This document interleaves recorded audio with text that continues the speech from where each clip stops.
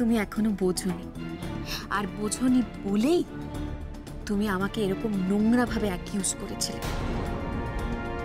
এবার শিক্ষা পেলে তো? ঢেকি স্বর্গে গেলেও ধান মানে বলে একটা কথা আছে, জানো তো জয়িতা? দিয়ার হচ্ছে এখন সেই অবস্থা। শিক্ষা ওর কিছুতেই হলো, কিছুতেই না। সব সময় বাড়িতে নাটক তৈরি করার উপাদান খোঁজে। নাটক নাটক। হ্যাঁ, কি দিয়া প্রেগন্যান্সির নাটকটা তো এখানেই শেষ, তাই না? কি যাও, যদি যাও গিয়ে রেস্ট নাও। রেস্ট দরকার তোমার, রেস্ট।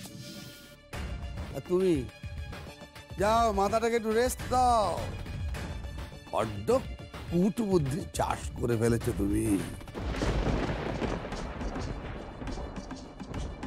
আচ্ছা, আমি বাড়ির বাকিদের একটা কথা বলতে চাই।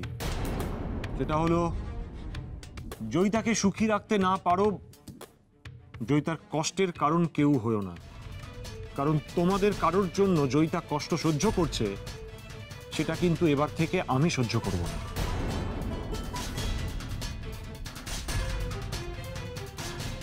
চলো জয়িতা।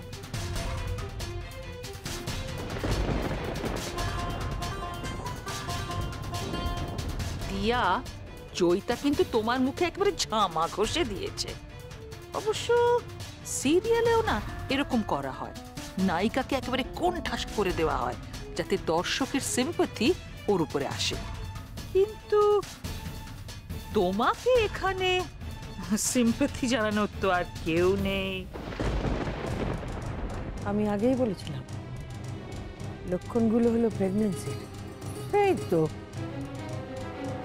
ব্যাটার্জি ডাক্তার কখনো ভুল করতে পারে না। বড় নাগলু, যা হবার তা তো হয়েই গেছে, এই নিয়ে তুই আর বেশি ভাবিস নি। মেজ ভাইয়ের ভাগ্যে হয়তো ওই মেয়েটার সঙ্গে ঘর বাঁধা আছে। আমার শুধু কষ্ট হয় আমার মেজ নাদুয়ের জন্যে। ও বেচারা কোথায় আছে, কি করছে, কেমন আছে, রাধা মাধবী জানে। হ্যাঁ, আমাকেও তো এখনো মেজ বৌদির লয়ের কোনো ফোন করলেন না। তার মানে এখনো হয়তো মেজ বৌদি ওনার সঙ্গে যোগাযোগ করেনি।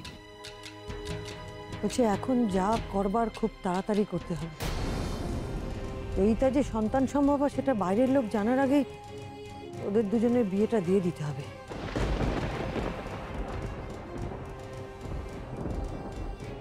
দিয়া, আর্য এখনো ফেরেনি না? না মা, আমি ওকে একটা ফোন করে দেখছি।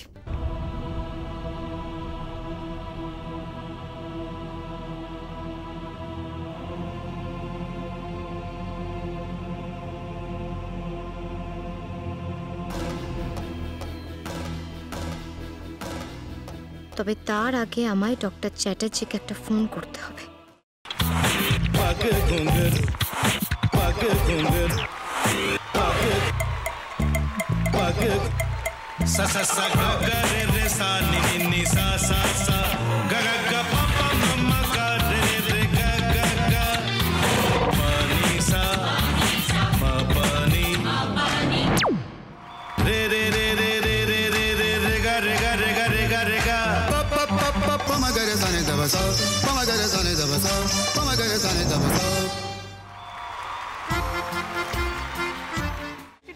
ভাতের সঙ্গেই খায়। তোমার ইলিশ মাছ অ্যাকচুয়ালি ভাতের সাথেই ভালো লাগে। এইবারে আরেকটু জল লাগবে। হ্যাঁ, সর্ষে বাটা দিলে তো। তুমি বাজার করেছো কখনো? বাজার করেছি কখনো না, বাজারটা আমিই করি। কোথায় বাজার করো? আমাদের, হ্যাঁ, আমি বেলঘড়িয়া, মানে আমি খুব খাদ্যরসিক, সত্যি বড়। হ্যাঁ, মানে ধরো শনি রোববার হলেই আমার মনটা চুপচুপ করে। হ্যাঁ, দেখো ঠিক হচ্ছে কিনা, তারপর বলো। তোমার যাই এখানে ওখানে খেতে, রেস্টুরেন্টে।